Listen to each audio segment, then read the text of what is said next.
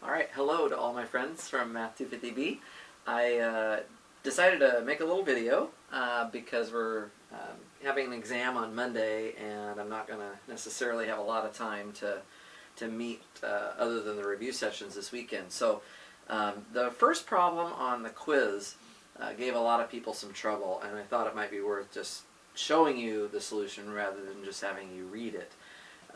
So I've put the matrix on the board here. It's a 3x3 matrix, and you remember that the question was asking you if this matrix is diagonalizable or not. In other words, is it non-defective or is it defective? And the thing we have to do is test each eigenvalue to see if each eigenvalue pulls its weight. Okay, and so the first step in solving this problem is to find the eigenvalues, and that's where a lot of people had trouble. So let me just remind you that what you have to do is take the determinant of A minus lambda I. Okay, and so what that would mean is that you're subtracting lambda from the main diagonal entries. Okay, so you subtract lambda like this, and we'll get something like that. By the way, a few people on the quiz took the original matrix and started doing EROs to it, and you cannot do that because what you really want to do is take the determinant of the original matrix A minus lambda I. Okay, so it's going to have this form. I've subtracted lambda from the main diagonal entries. Now what you have to do is evaluate this 3x3 determinant. That, in some cases, can be very challenging. So what you want to do is look for an easy way to evaluate the determinant. And that doesn't necessarily mean that you'd necessarily want to just choose the first row or column if you're cofactor expanding. In fact, it's the middle column that everybody should have noticed has a lot of zeros in it. Okay? You can use the first row or the first column, but you're going to have a much messier expression for the cofactor expansion because you have more numbers to deal with here. Okay, so if you need to, go back and review determinants a little bit, because if you can't get these eigenvalues right, it's very hard to really do the rest of the problem. And so I wanted to go over that with you.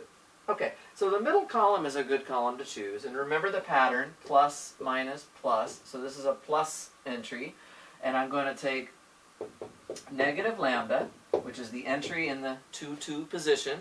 I'm going to cross out that row and column and multiply by the subdeterminant obtained by using the four corners.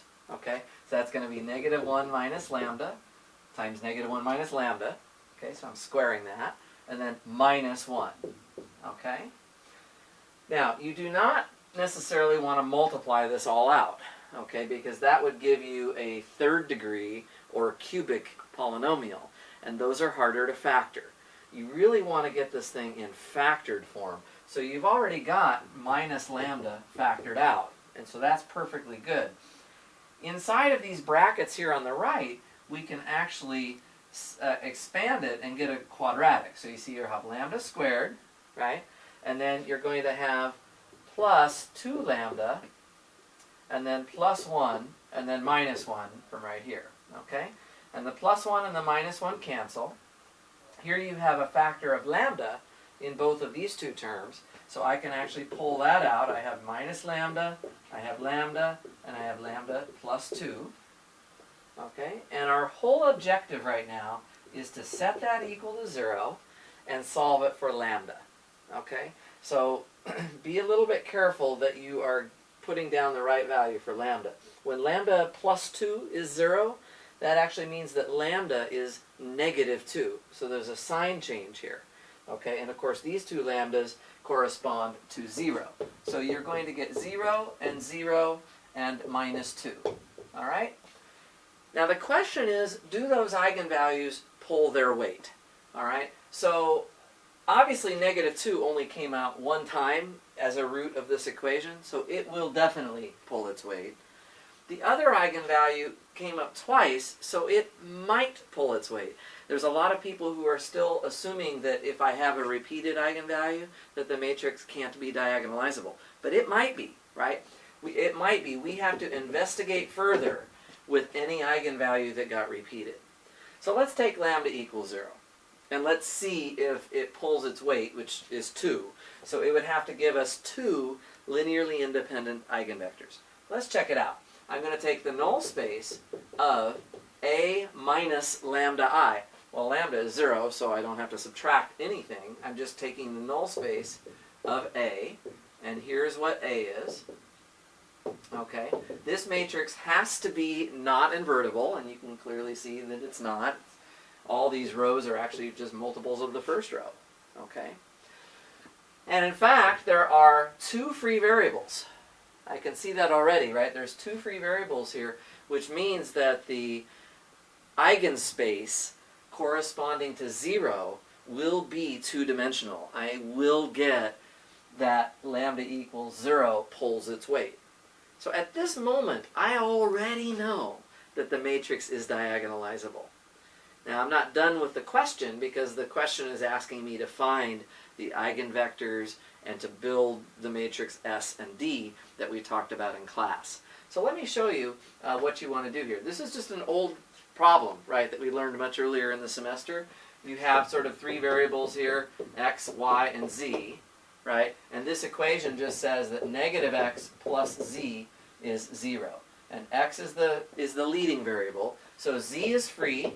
I'll call that one t. And then x, if you just solve this equation, x has to be the same as z. So I'll say that that equals t as well. Now, y doesn't show up, right, because it's got scalars of 0 in front of it. That doesn't mean that y itself is 0, though, right? The fact that y doesn't appear in this equation just means that it's free, okay? So I'll call that r, and that's also a free variable. Okay? So my null space is basically all vectors of that type, t, r, t. And if I bust out the variables, much like we did earlier in the semester, I can find a basis for the null space. Okay, when I bust out the t, I get 1, 0, and 1. And when I bust out the r, I get 0, and 1, and 0. Okay? Now the other eigenvalue is negative 2. So for this one, what I have to do is I have to look at the null space of what I get when I subtract negative 2 from the main diagonal. Well, that just means I'm adding 2 to the main diagonal. So if I add 2 to the main diagonal, this is the matrix that I'm going to get. All right? And of course, the bottom row is the same as the top row, so I'll just cross that one off. And now, when I'm doing this null space calculation, it is okay to do EROs. All right? So I'm going to multiply the first row by negative 3 and add it to the second row. So it's going to be something like that, if I did it right. Okay? And then I can divide this through by 2 if I want. So I'm going to get 1, 0, 1 on the first row, 0, 1, negative 3 on the second row. Okay? So again, z is a free variable. See, let me circle my pivots. You should always be circling these pivots, right?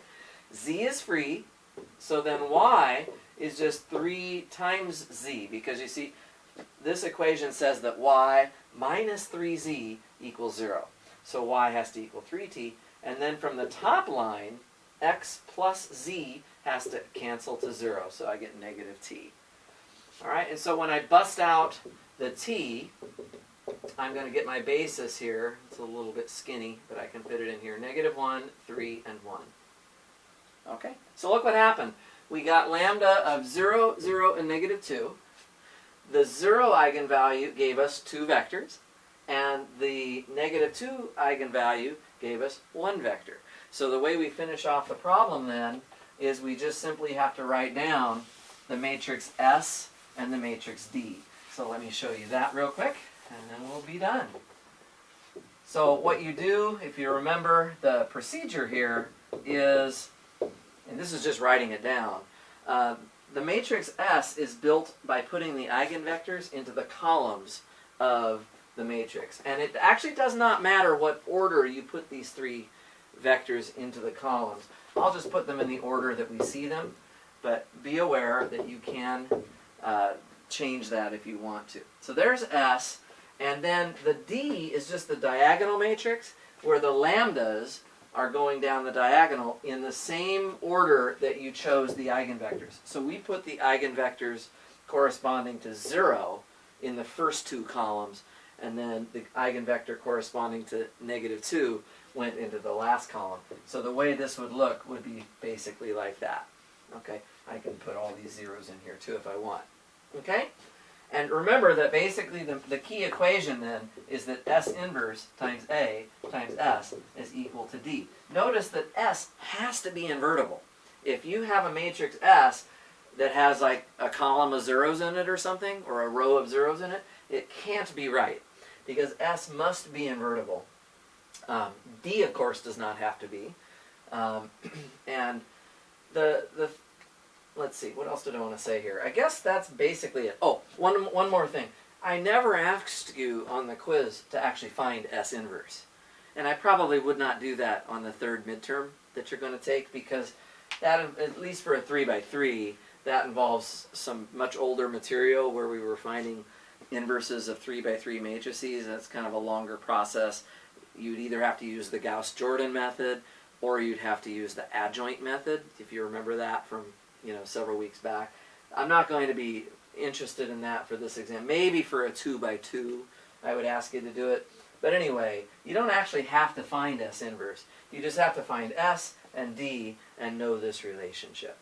Okay, so I hope that this has been helpful. You really have to be very careful in getting the eigenvalues. Okay, please practice that determinant calculation.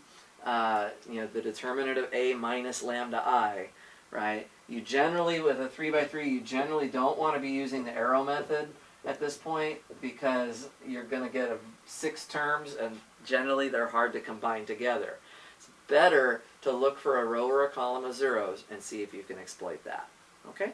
So if you have any questions, feel free to talk to me, send me email, or come to my review sessions, and I will do everything I can to help you guys to get fully ready for the midterm coming up on Monday. Thank you.